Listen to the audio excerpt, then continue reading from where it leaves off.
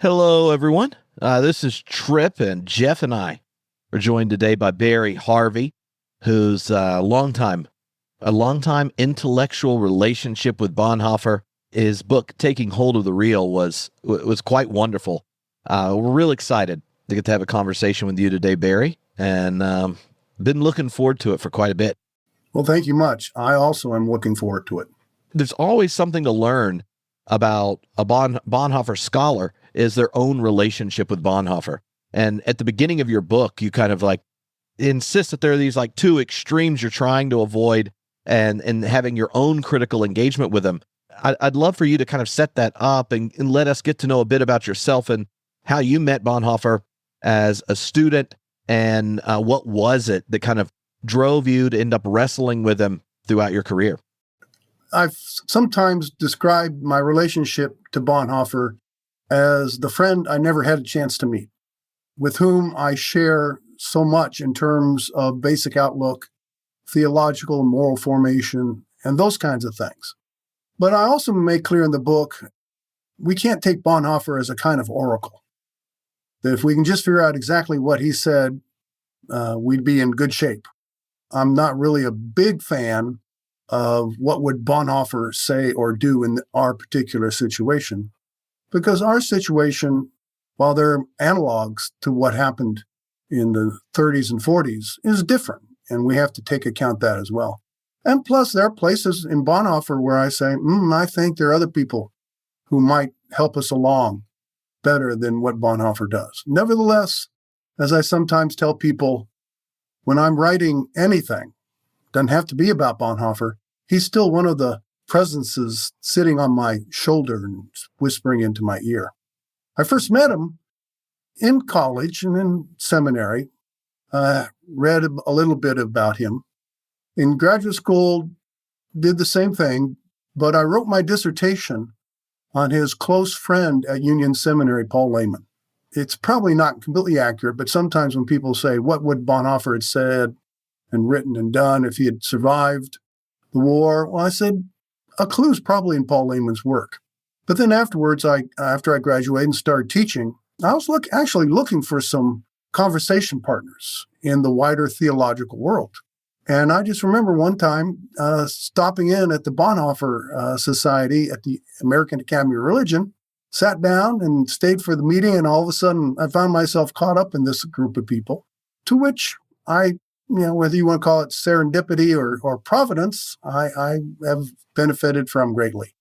And so that started my career of, among other things, being a scholar of Bonhoeffer, a reader of Bonhoeffer, a teacher of Bonhoeffer, and someone who's very much interested in putting him in conversations with all sorts of people. And that's where I get the most insight from him. And when I put him in conversation with people that he may not be normally associated. So since you've done a deep dive into him and Paul Lehman, we're always wondering, about influences on Bonhoeffer's thought. Usually what comes out of Union is the influence of, say, Niebuhr and Abyssinian Baptist Church and Fisher and Lasserre.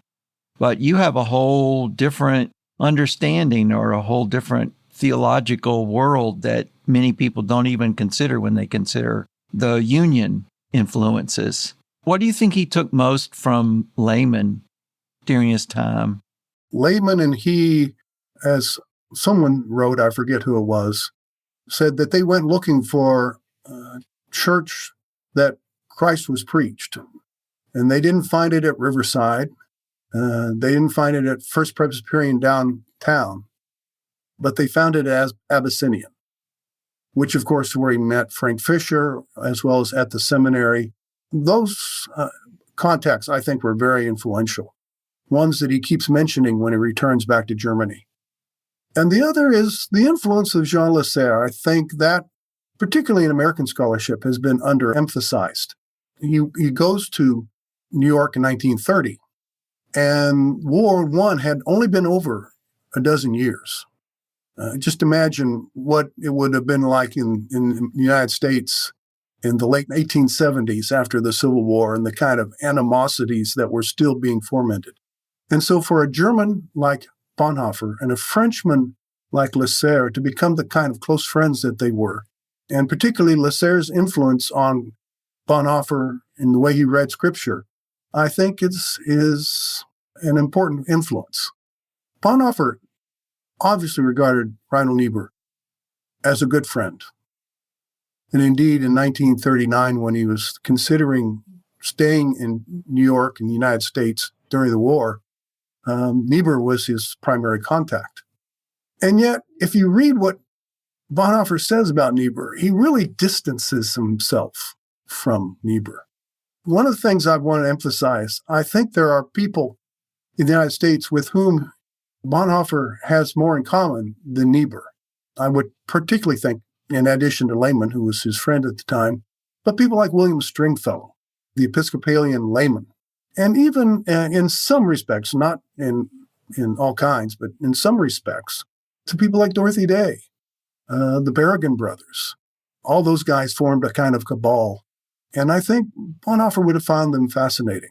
I regard it as instructive that he writes to his brother and to his cousin that the kind of influence that it's hard to imagine came anywhere else from Lasserre. On reading the Sermon on the Mount, I always tell people, this is a Lutheran.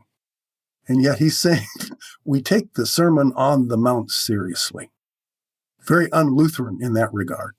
And the importance of prayer, importance of preaching, importance of understanding all that. And so that's kind of the attitude and direction at which I come at these things. I mean, your book is incredibly profound on a lot of different levels, but one of the things that I kept thinking about as I was reading it was that the world is constructed, so how do we know what is real? I mean, we have an imagined world, we have a real world. One of the things that I think you do a great job of pointing out is how organizing becomes the central principle of the world come of age. And so when Bonhoeffer is talking about a world come of age, he even in ethics understands in some ways that the technologies of social control are constructing a world. Would it be fair to say that the real in the midst of that construction is Christ? And that when you talk about an eschatological theology, if we're living in a constructed world, the only way to reality is to keep the focus on Christ as the sort of end of all things? Is that a fair reading? Yeah, in large respect, one of the things I try to tell people is, from my understanding, philosophically as well as theologically, there's virtually nothing about human life that is not socially constructed in some way or another. Some people would like to say, oh, that's socially constructed, which means you can disregard it. But even how people eat and the significance of eating always has a social, constructed, communal aspect to it. And so I start there. But at the same time, it's not necessary to say all social constructs. And so what Bonhoeffer continually talks about, preaches about, writes about, is on the basis of faith, Christ is that touchstone of what the real is. And indeed, when it comes to the modern world, technological constructions and the like, he says very clearly towards the end of the letters that stirred so many people's imaginations in Letters and Papers in Prison, that we have to know the modern world better than it knows itself from Christ and the church and from the gospel. And so, yes, I think that's it. More recently, I've been working with some of J.R.R. Tolkien's ways of thinking about this. He writes about the importance of fairy stories, of fantasy. And if I would put it into a Tolkien-esque mode, I don't do this in the book, this is later development.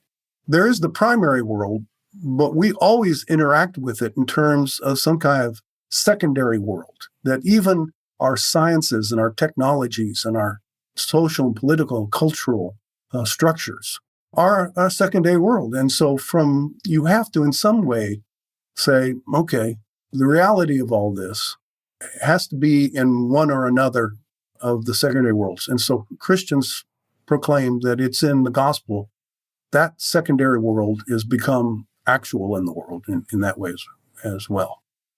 Do you think that's Bonhoeffer's perspective as well then? Yeah, I'm obviously going beyond what Bonhoeffer said, but yeah, I think that's the case. I think it's also important when Bonhoeffer talks about a world come of age, he only rarely uses the idea of the secular. And yet, one of the early receptions of Bonhoeffer, you have to remember, Bonhoeffer was only translated into English in the 50s. I think the earliest, if I'm not mistaken, the earliest book translated was a small selection of letters from Letters and Papers from Prison, published under the horrendous title of Prisoner for God in 1954, I think it was. And so that was the first exposure to Bonhoeffer.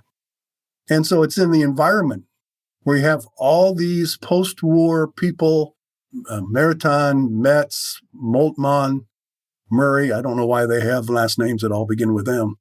We're talking about the secularization as, in a certain sense, a product of the gospel, that this is the world's this is the endpoint, if you will, what the gospel has been going to.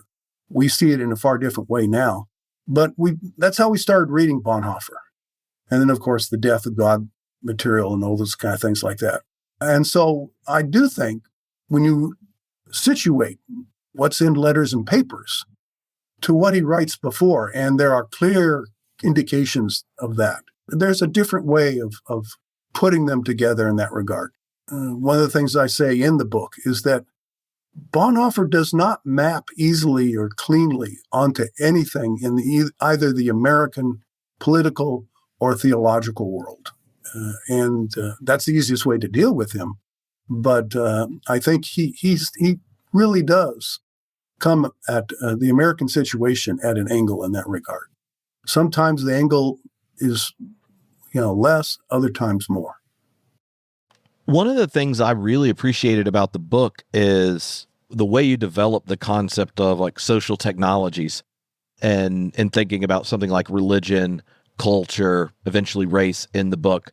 And in it actually helps, right? Like the resisting easily taking these fragments from Letters and Papers and imposing them on theology after the secularization thesis arrives, and putting these back in a context where, he comes out of a much more conservative German intellectual family. He has a higher attachment to history and things that are there.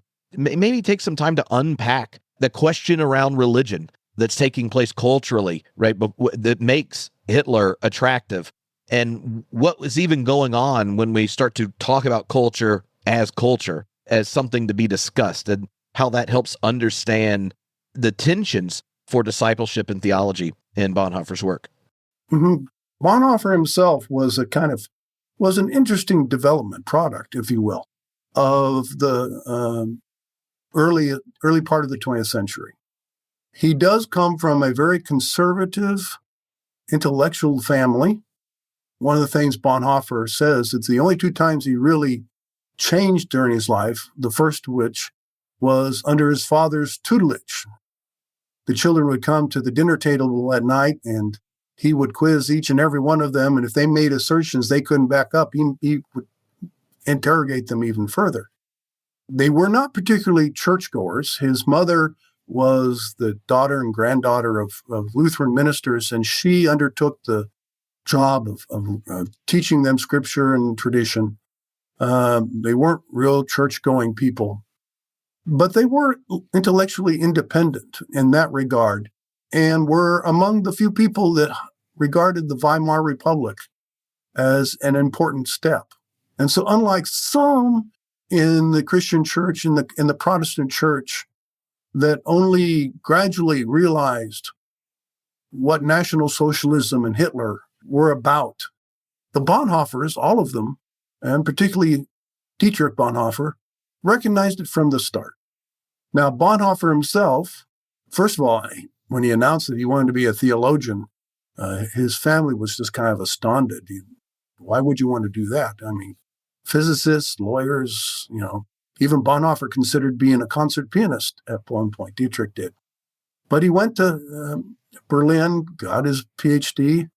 I always tell my students, I teach in an honors college, and when they're kind of feeling a little bit proud of their achievements, I say, think about it. Bonhoeffer got his PhD at 21. And so I always remind them of that. At that point, he was theologically conservative. That particularly comes out when he had an internship in Spain, comes back, does his second dissertation, which in Germany qualifies you to teach in a university. And then he goes overseas to New York, basically because he wasn't old enough to be ordained as a Lutheran minister yet. And there, I think he is very much changed, particularly by the Christian presence on the ground, both good and bad. He encountered the racism and those kinds of things.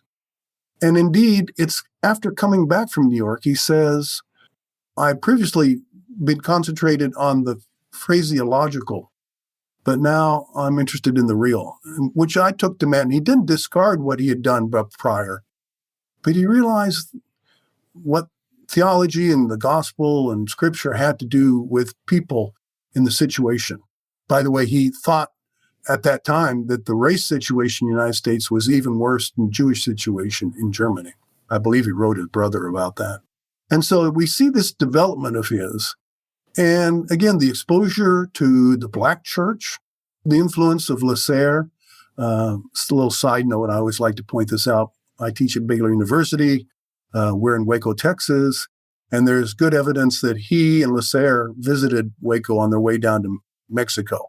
He sent a postcard of Cameron Park, which is here in Waco, to a friend of his in Connecticut. And this is in 1931. And in 1931, the only place you got a postcard of something was in that place. And so he begins to develop. And so his Lutheran background and this developing understanding that comes out of the Black church, out of Lasserre's reading of Scripture and the importance of the Sermon on the Mount, it churns away at different places. And so we see this development throughout the remainder of his life in those significant letters and papers from prison that begin in April of 1944 and run through July. He says to Bethke, Eberhard Bethke, who was his friend, his one he was writing letters to, but also the conservator of his estate, that you may be astounded or maybe even surprised by what I'm talking about. And you can see he's just thinking out loud to his friend, these kinds of things. And I take what he's doing there is working out the more and more the radical implications of what he had been working on his whole life. And so that's kind of how I've come to see that development of his. I think that's true. And so that's why when somebody like Eric Metaxas comes along and says that the prison letters are, bits and pieces that birds feed on, and that they're not really worth a sort of deep dive theologically speaking, that in a certain way is amputating a significant part of Bonhoeffer's theology from the rest of his work. That it is there that there are some profound things that are being said as completions of earlier theological questions, explorations, and whatnot. And so I want to sort of go back to thinking about Bonhoeffer as our conversation partner. What does the world come of age look like now, do you think? I have a book manuscript that's going to be out next year. And one of the things I quote there is an essay by David Brooks, New York Times. And he was talking about in the 90s, everything was looking up. The Berlin Wall had fallen. Eastern European countries are democratizing. It looked like Israel and Arab nations might be finding some rapprochement. China was opening up. And he said, you get into the 2000s and all of a sudden all that changes. And he says, so he actually writes this, what the hell happened? And so, yeah, it's really interesting. This is, by the way, kind of something that I've talked about on other occasions. As I said, these early political theologians Metz, Moltmann, Murray, Maritain, the like, even Gutierrez, saw secularization as a good thing, as indeed perhaps a flowering of the true meaning of the gospel. It has not turned out to be that. The world has not become more unified. The inherent tendencies of a fallen world have in many ways only been aggravated. If I can offer a little promotion for someone that I've read quite recently, Eugene McCarraher at Villanova University talks about this in a book called The Enchantments of Mammon. And indeed, in a neoliberal society, the bottom line for virtually everything now is the bottom line. And everything can be justified by that.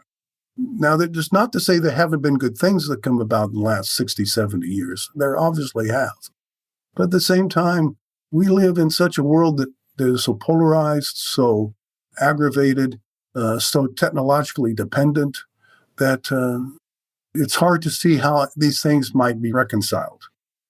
And again, contrary to those early those post-war political theologians, I have to agree with a Polish social theorist by the name of Zygmunt Bauman, who says that contrary to the widely shared view of modernity as the first universal civilization, this is a civilization singularly unfit for universalization. It is a parasitic form of social arrangement, which may stop its parasitic action only when the host organism is sucked dry of its life juices. Now, that's harsh, but I think it's theologically as well as social critically a better take on what a world come of age has come about, at least to this point in time, and which is why I always go back to what Bonhoeffer says. We have to understand what's happening there, not on its own basis, but basically from the perspective of Christ. Okay, so but I don't want to lose sight of the sort of profound understanding of the world that is being created for us, the literal reality that is being created for us. And then you think about, so how does the gospel address this? How do people of faith address this? One of the things that I'm seeing most now out in the world is people are doing what I think you call in your book the death leap back into the Middle Ages. They're trying to recover a kind of golden historiography somewhere where everything was godly, and so if we just get back to godliness, we can make these repairs and the things that we understand are broken. But I'm not sure that Bonhoeffer was one who was going to want to say that we must leap back into a perceived golden age, as opposed to being clear with our language about what the real is. Yeah, this comes up in connection oftentimes with the prominence of tradition and a lot of contemporary philosophical discussions as well as theological. And I do think that the idea that there is a golden age that we need to get back to is untenable on almost any basis. And in the United States right now, that's being articulated in a couple of ways, the most obvious and pernicious of which is, of course, white Christian nationalism. But it has other forms, too. There's this one movement in Catholicism that's called integralism that wants to institute a kind of combination, common law, Catholic hegemony in the United States, overriding what we presently have. But you see it even internationally, coming out of Russia, what's sometimes called ethnophilitism, in which the gospel is the providence of one particular nation or people. Now, within Orthodoxy, there's been some excellent responses to what is sometimes called in Russia with the Patriarch Kirill there, the Russian world teaching, Ruski mir. It's the only two Russian words I know. And by the way, what's fascinating about the statement that was been produced by Orthodox, it shows clear evidence that they took the Barmen Declaration as kind of a template for what they wanted to say in their condemnations of that Russian world teaching. But it's there.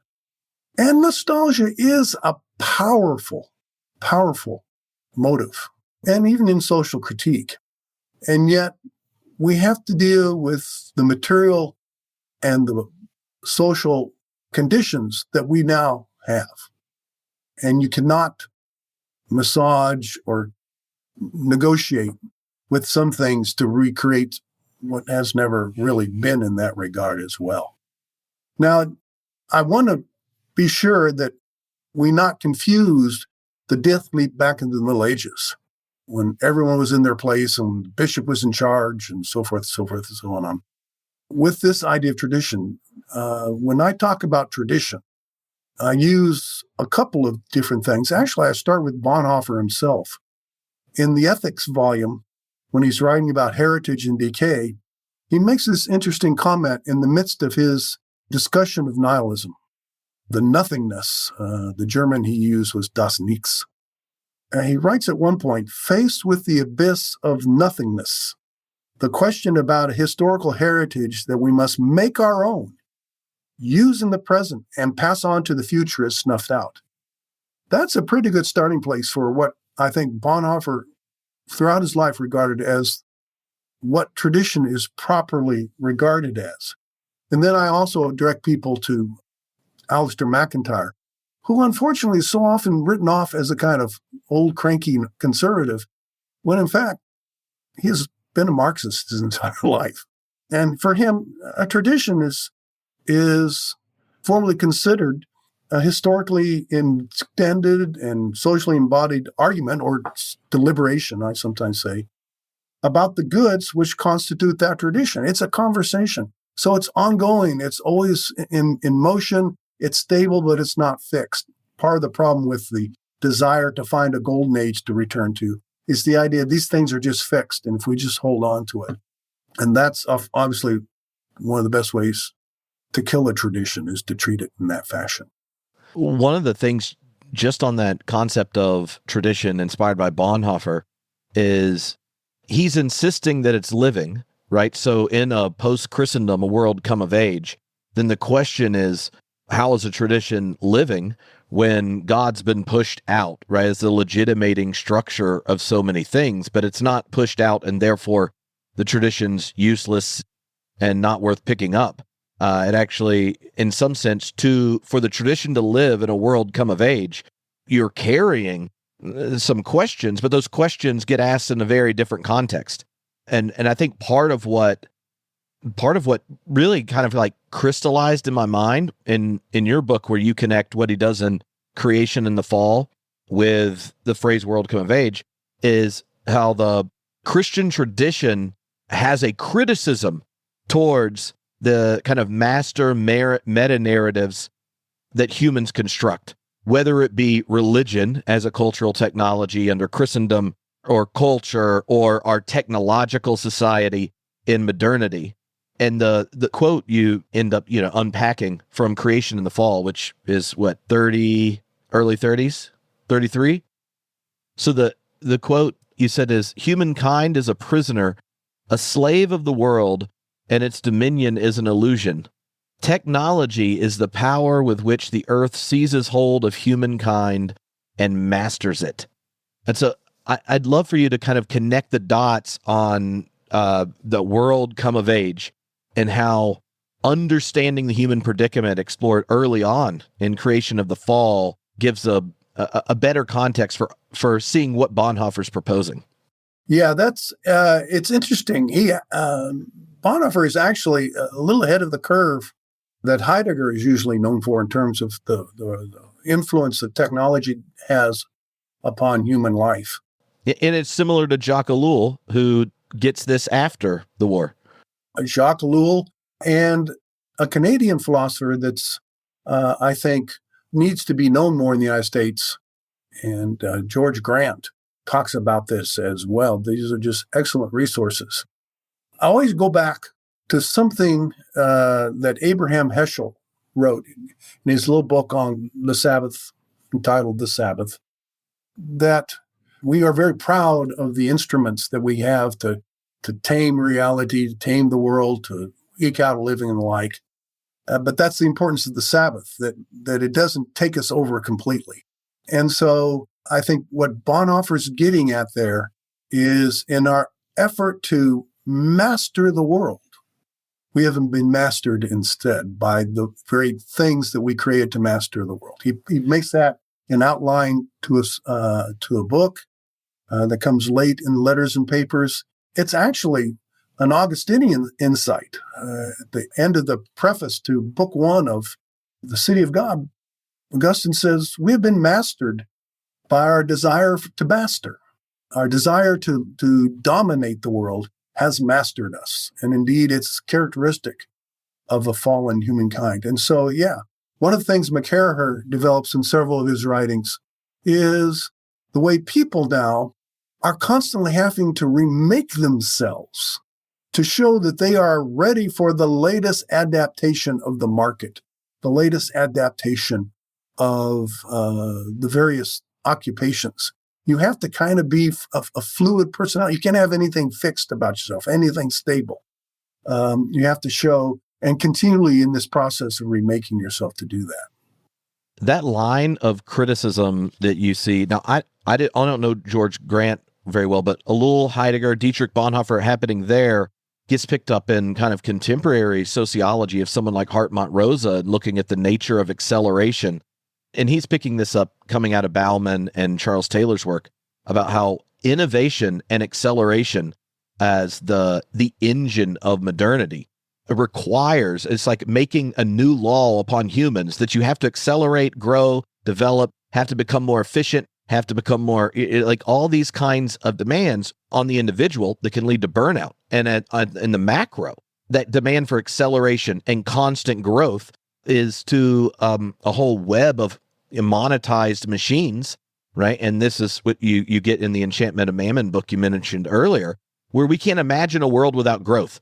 And so like the moment Bonhoeffer here and that kind of critique of the technological society is in some sense going like, yeah, it's one thing to demythologize a medieval tradition or whatever as you're stepping into modernity, but that critical move of demythologizing has to be done to our modern world. And if we don't, look at the allegiance we treat as natural for how we relate to the world. In your book, you emphasize race as something that happens there, the way in which it gets expressed first in the violent technology of modernity, where in many ways, a lot of Americans receive Bonhoeffer's thoughts on discipleship as if he's only talking about the horizon of an individual.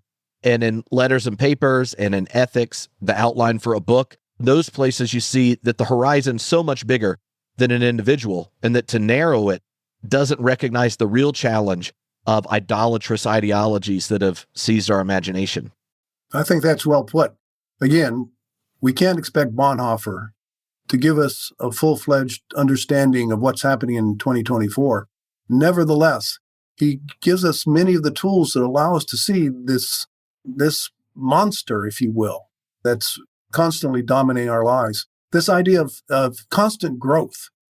We can pin with the kind of ecological devastation to the planet, the way the industrialized countries of the world have just run roughshod over third world countries, two-thirds world countries in so many ways.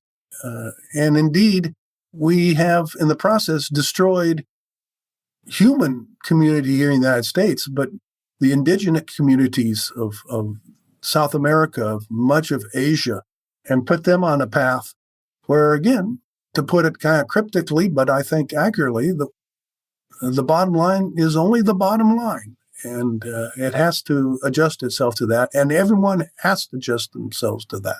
So in the context of Bonhoeffer, how is Christ made real in this? Yeah, what we need, and there are some examples of how churches, first of all, come to terms with this. The first requirement, I argue, of a Christian community is simply to tell the truth about the world in itself and how it participates in that. You don't get away from it. There's no nice little place where you're uninvolved, that you're not complicit. And in a certain sense, I always get this from Dorothy Day, we are the worst of sinners in that regard, even in those of us who recognize that. And so contrition, confession, the works of amending our deeds is so important. But then I think congregations and the ones that I would point to have ways of thinking about how can we embody an alternative social reality for the world. And that can be done in various ways, various levels of involvement. One of my colleagues here at Baylor has talked about a business that was started in the Bayview 100 Point section of San Francisco by two Presbyterian churches, in which they're tech companies, but they're no longer dominated by the bottom line. And indeed, the profits from the company are dedicated to the community of Bayview Hunters Point. It's called Dayspring. And it's quite a remarkable thing. And it grew out of a church that was trying to get away from, the church is mostly well-educated people, historically Asian American, but it's very mixed now. And so you see these examples of people trying to get away from, we're out to change the world, and instead trying to find limited objectives. My own congregation, again, it's predominantly white, highly educated. Nevertheless, we were moved by what we saw a few years ago down in San Antonio, and we have started a refugee house for immigrants coming up from Central and South America, mostly Central America. And it has taken us into a whole different sphere of Christian proclamation of the gospel. But I think for the better.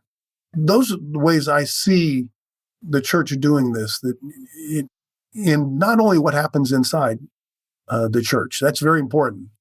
Eucharist proclamation, works of mercy, prophetic pronouncements, those are good. But then the way that kind of migrates out into the world and finds various ways in which this alternative way of relating socially can find concrete expression in the local area there. In your book, at the end, you the chapter on two pastors, you draw a contrast between Bonhoeffer's seeming failure, both at building a church community that can ultimately resist throughout his life, to what happens in the seminaries, the response of the confessing church, and ultimately joining the conspiracy, and that trajectory with a community in France. I'd love for you to take some time to kind of tell what is it like to think of Bonhoeffer's story and what's learned in those failures, and then how you picked a particular French community as a contrast point. Yeah. Bonhoeffer, for the most part, failed at every major objective he set to do. Upon his return from New York, he tried to keep the German Christian movement from taking over the Protestant church in Germany. Did not succeed in that. He was part of the origins of the confessing church, but was very disappointed. He didn't dissociate himself with it, but he couldn't see or get the confessing church to see that there was a stake in the social witness, particularly with regard to the Jews. He starts a seminary, or he's put at the head of a seminary started by the confessing church. That's quickly dismantled by the Gestapo. Beginning of the war, he is drawn into the conspiracy. I maintain that he became part of the conspiracy initially because he was trying to avoid serving in the army. He did a very brave thing. He returned back to Germany in 1939, even though nothing was set. There was no such thing as conscientious objection in Germany. To resist or refuse service or induction in the military was instant death. And so the offer on the part of the military intelligence office through his brother-in-law to join them as an unpaid agent kept him out of the army. The one time he succeeded, interestingly enough, is what was called Operation 7, in which he embezzled money from the military intelligence office and uses it to help 14 people of Jewish descent to escape into Switzerland. By the way, when he's arrested, he's not arrested for the conspiracy. It wasn't known at the time. He was arrested for draft dodging and misusing of official funds, of both of which he's guilty. So it's interesting there. And then it comes to the whole conspiracy culminating in the assassination attempt in Germany of Adolf Hitler. And there's various views on how much, to what extent Bonhoeffer was even aware of and in agreement with that. He certainly had to know that those kinds of plans were afoot. And in fact, his involvement in the conspiracy was marginal. He was basically pastor to the people in the conspiracy. He did meet with Bishop George Bell in Sweden, trying to create a connection between the Allies and the resistance movement, an attempt that was squelched on the Allied part. And then, as I put out in the book, the failed assassination attempt made things worse. It renewed the National Socialist movement. The army now was completely under suspicion. The war probably lasted several months longer because of the failed assassination attempt. So even that, I think, assuming that he had knowledge of and was in agreement with the assassination attempt, failed.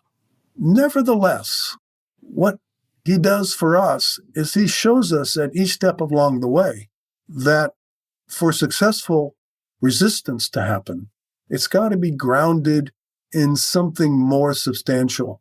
You got to have an understanding of what you're resisting on behalf of.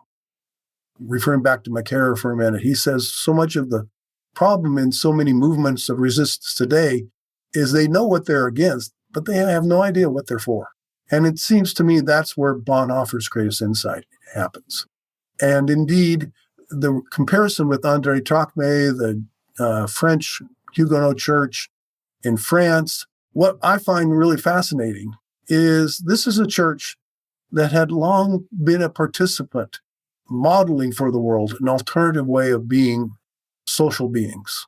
During the Spanish Civil War, they were helping people to escape from Spain into Switzerland.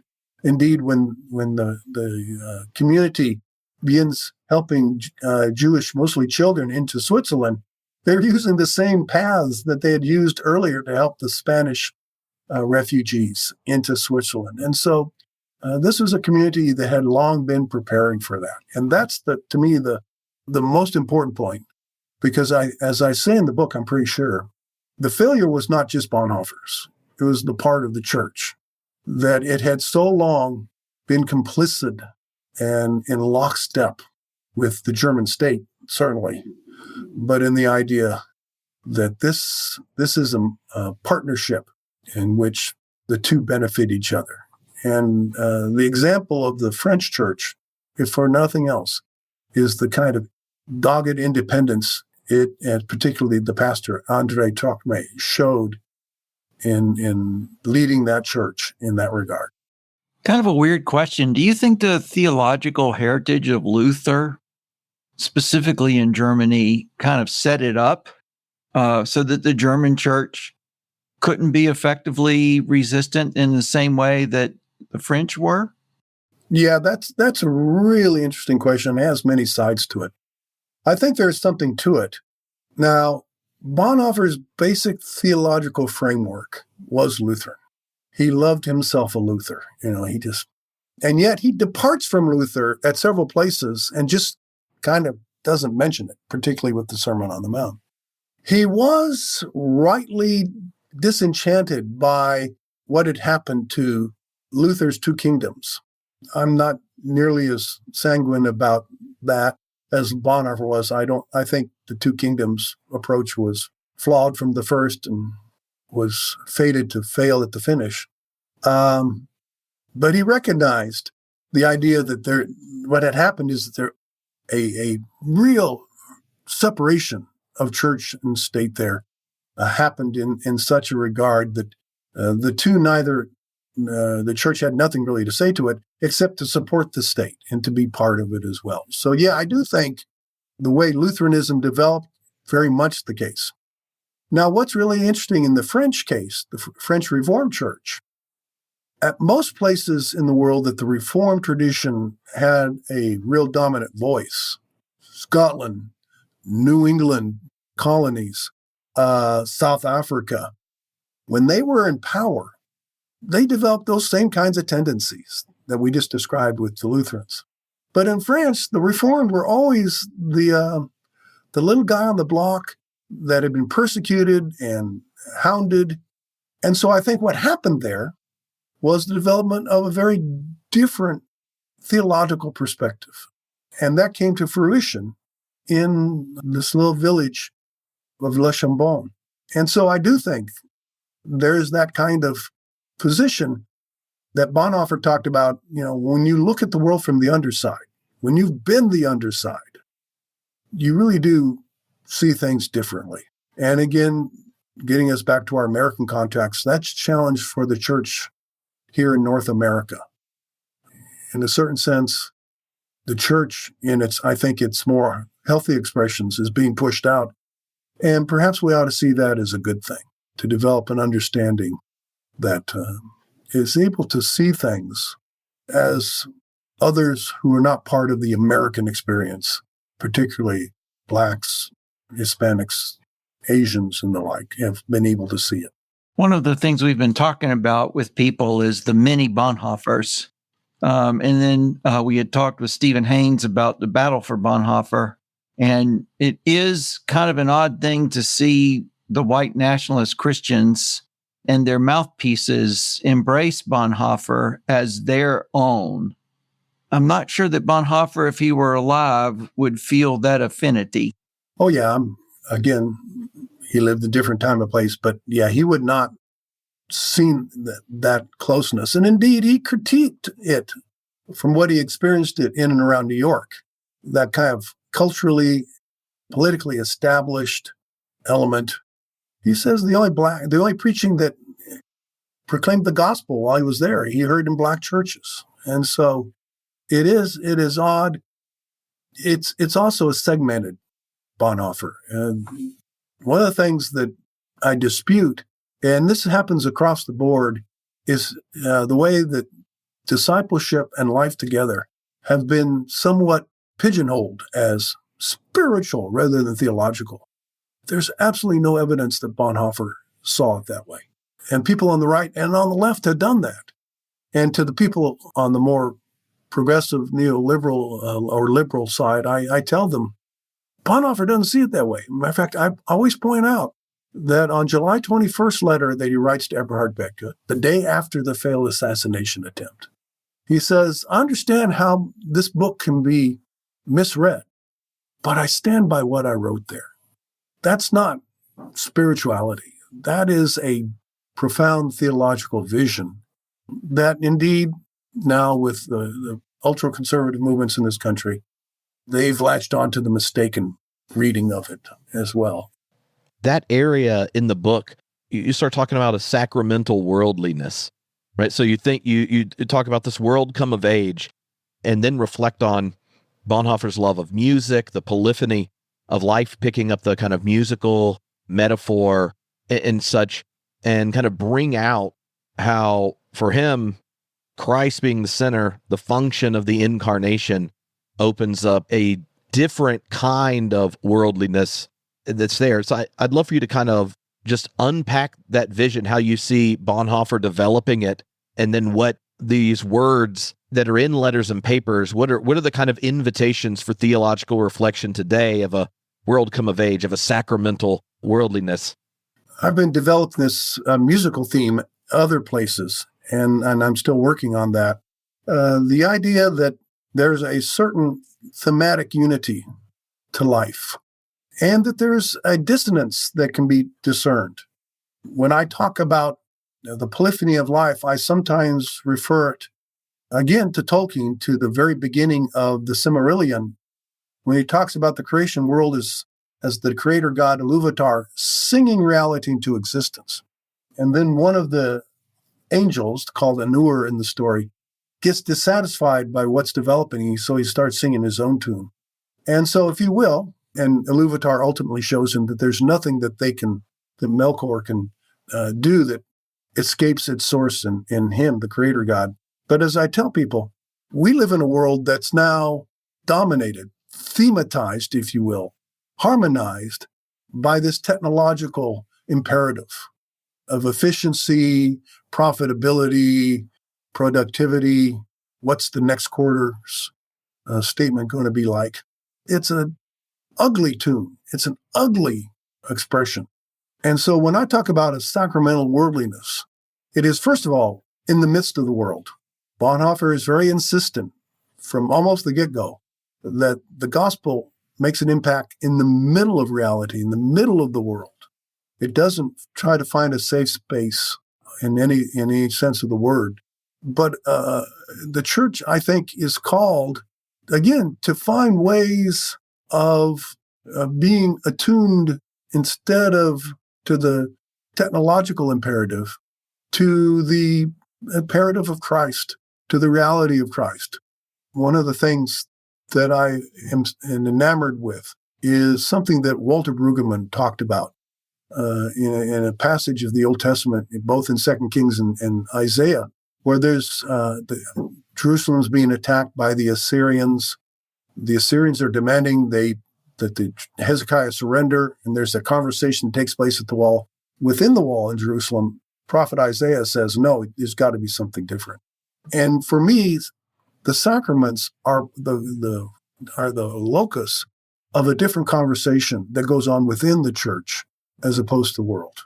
That outside the world, profit, efficiency, power, wealth, fame, status are the dominant conversations. I point out to my students that you ever notice car commercials don't actually sell cars? Modes of transportation that hopefully will get you someplace safely, reliably, and affordably. They sell an image that you've made it, that you're successful. And hopefully the sacraments are the place where a different conception of what it means for human beings to flourish begins to take root. And so our scriptural imperatives, mandates for peace and justice take root there as well. And that's what I'm talking about. The church needs to find ways locally. I understand wanting to change the world, but big projects like that always end in disasters. Got to find ways in local context, in doable, in human scale ways to embody a different understanding of human life. And I think there are churches that are doing that in various ways, various levels, various elements of success. So that's what I always try to bring home people. I have a colleague, Matthew Whalen, who's writing about communities in South America that are local indigenous communities focused around the common life of the village, sustainable agriculture as an alternative to the kind of mechanizations, not just industrial, but every sort of way. I sometimes tell people that Max Weber's iron cage has been replaced by a silicon web that keeps us now enthralled. This is another point where I think Bonhoeffer has some wisdom for us or some help for us today in the fact that the arcane disciplines, the cultivation of those is a political act. It's not an act of private spirituality or spiritual formation. I mean, it is that. But if I am taking Eucharist and I am cognizant of the fact that around the world, millions of people are sharing the same meal, I can no longer be ethnocentric in the same way. I can no longer even be American in the same way because I share more with the people that are gathered at that table than I do sometimes with the people that I live amongst. And that becomes a very disturbing and radical position for some people to accept, that my primary allegiances are to that table and to the one whom we gather to worship at that table, and not to the technologies of social control or to the digits that show up in my bank account. No, I think that's exactly right. And this is where people have trouble understanding. The way I like to put it is we have been set free by Christ to be precisely a people who have a loyalty, first and foremost, to Christ that supersedes every other claim on us. Again, try to make this concrete to my students. I say, why is it that because I'm an American, I have more of an obligation to people who live in Maine or in the state of Washington than I do to people, sisters and brothers in Christ, who live a few hundred miles south of me. And again, as a friend of mine, Mike Buddy, says, when you espouse this kind of ecclesial solidarity, as he puts it, you're actually part of a body that is larger than any nation state, more in tune with the lives of the poor and the marginalized than any other kind of society. And that is it. And that's what the point of the Eucharist is. There's this little phrase that Augustine uses in Confession with an allusion to the Eucharist. Unlike everything else we eat, which becomes part of my body, in the Eucharist, the point is, as we eat the bread, drink the wine, we are made part of Christ's body, and Christ's body for the world, to continue this sacrifice of love that Christ originally offered himself. And Bonhoeffer, I think, marvelously understands that as well. I think if we kind of think about what participation in Christ looks like, if nothing else, at least it starts at the table. All important conversations occur around the dinner table, and that's no less true for the church than anywhere else. When you're teaching Bonhoeffer to students, knowing how many of them are going to have been introduced to him in a very American experience, I know Baylor, just like my Baptist undergrad, the number of the campus ministry groups who are going to read Cost of Discipleship or Life Together is significant. How do you take the kind of scholarly picture of Bonhoeffer's own wrestling with the call of Christ to nonviolent resistance and the Sermon on the Mount, his participation in the conspiracy, and how he wrestles with the notion of guilt? Would you think of the way our hagiographic version of him can be already on the table before you get to help students get to meet him? What kind of invitation do you have maybe for listeners who that's been their only context for seeing Bonhoeffer's wrestling from discipleship to the conspiracy and in this picture of guilt and violence that runs throughout? It's really difficult. In my teaching, particularly undergrads, if they've been, to use less than a terrible word, programmed, it's very hard, whether it's scripture or whether it's Bonhoeffer or anything else. But if they haven't, one of the things I always tell people, if you want to know what Bonhoeffer is trying to get at, certainly don't read Metaxas, but don't read Bedked, don't read Schlingensief at first.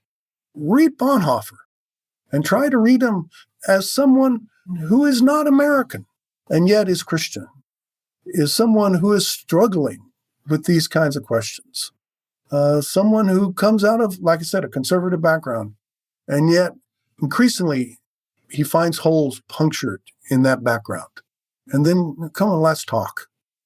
And like the story of the 10 lepers with Jesus, only one comes back. If you get one of 10 who are ready for that, there's rejoicing. And that's basically how I try to get people to do that. And, close readings of a text and try to find texts that challenge what he was. Simply in, for example, a discipleship, there's a place in which he says Jesus releases his community from its identification with the nation of Israel. It has to have no political ties. Well, if you're reading Bonhoeffer as doing that, then you're not reading Bonhoeffer. You're kind of, to use a kind of outmoded word, eisegesis him. And so that's very problematic. Well, just, sort of that whole notion that right now, as we consider the legacy of Bonhoeffer for our time, it does seem like there are more voices out there that are claiming Bonhoeffer who would also claim him as being courageous for his entrance into the conspiracy. However little knowledge he may have had about the actual event, that they would see that then as justification for them to enact political violence. So when we hear things like the Bonhoeffer moment coming from certain mouths, those mouths are implying that the Bonhoeffer moment might mean the justification of political violence to achieve political ends. And that sort of flies against the whole understanding, I think, of Bonhoeffer, would fly against his self-understanding. Another thing that, Barry, you do very well in your book is show the sort of the whole struggle that Bonhoeffer goes through and the reality that he is willing to take upon himself the guilt of his nation. It's not a heroic deed in his understanding. It's a deed of a faith taken in, prayer and just action. And I'm not even sure that he would say that it was just, but the circumstances made it necessary. So that in the modern world, or in our contemporary world, when he's invoked and this Bonhoeffer moment is invoked as a sort of appeal to the redemptive violence, it's such a distortion of Bonhoeffer's legacy. Yeah, it is. The idea that once you resort to violence, oppression, coercion, you can control it. And you can be assured that you will achieve the ends you set out to do. And that's one of the reasons I always tell people the failure of the assassination attempt was disastrous in that regard. Don't see him as showing the way. He failed, and the whole conspiracy failed miserably. Now, there are those who says it was important for them to try. And it was good it didn't succeed. I would say it shouldn't have been tried, and it would have been better if it succeeded. But you don't control that. And I think to enforce any kind of political, economic agenda using violence is going. Bonhoeffer saw clearly it would not work. And Thy Kingdom Come, when he gives this lecture to a group of women, he says, those who think they can make a place for God in the world are denying the gospel. Those who think you need the nation to establish freedom of religion are denying the gospel. The gospel stands on its own in the power of Christ, power of the Holy Spirit. And so, violence begets violence. That's all it does. One more mention. There's a certain place in which what we see now is a Christianity in American culture that is reaching for positions of influence and power. And one of the things that really sort of impresses me about the outline for a book, and I wish Bonhoeffer had stayed alive to write it, was this notion that perhaps Christians should give up privilege in the world in recognition of the justice of history. I think you wrote that in your book. But that privilege is not a thing, even the privilege of the state is not a thing that Christians should chase after, but that is in fact an idol. Yeah, I would agree. It has never worked out well when Christians have sought a seat at the table of the powerful to steer society towards what they regard as the proper ends. One of many Orthodox theologians I've read simply put it this way, that when it first happened in the 4th century, the Christian church was enlisted to exorcise the empire of its demons. But instead, what happened is the church became not what it is, but what it is not. And I think you're right. I mean, as one of our friends likes to say, you got to be careful with your involvement with state, market, powerful cultural, social forces that think, no, this time we can control it. This time we'll get it right. This time we'll bring the world to where it's supposed to be. And like I said, each time that has turned out badly for the world and for the church. So Bonhoeffer wouldn't have been on board with the reinstituting a Christian worldview? Yeah, the whole idea of a Christian worldview is itself problematic. And the idea that to be a Christian, you just kind of sign on to this worldview and ignore that everything involved in the Christian tradition, the teaching, the catechisms, the scripture, doctrines are like, I try to tell my students, if you try just to say that's what makes you a Christian is like, on popular television shows that are set medical centers, the actors are mouthing medical words, but they have no idea what they're talking about because it's not connected to the practice of medicine. That's the same way with the church. There's no worldview separate from the practice of discipleship, the practice of the sacraments, the identifying particularly with the poor and despised. Ultimately, that's where the church needs to center itself. I quoted on social media a couple of days ago one of my favorite quotes by Chrysostom, that if you can't recognize Christ in the beggar at the door of the church, you won't recognize them in the chalice. In your book, you talk about the difference for Bonhoeffer between the concept of faith as a Christian and religion as a social technology, and the church as an institutional expression of it. I wonder if that distinction isn't something that can help both people in the present understand the challenge Bonhoeffer puts forth to his own context, and the kind of challenge that if we wrestle with him in the present can be picked up again today. Yeah. Bonhoeffer picks up a critique of the concept of religion from Barth, but takes it in a different direction. Some of the ways he develops it, I agree with. In the book, I depart from it. Religion has been one of these ways to try to develop an understanding of the world in which different things have their proper place. And a lot of the theologians I mentioned earlier, Marathon, Murray, and the like, in Protestant side, Abraham Kuyper's spheres of influence, that there's a niche called religion that Christianity belongs in. And Bonhoeffer tries very hard to critique that notion. Since Christ claims the whole of life, the church can't be satisfied with what is properly religion.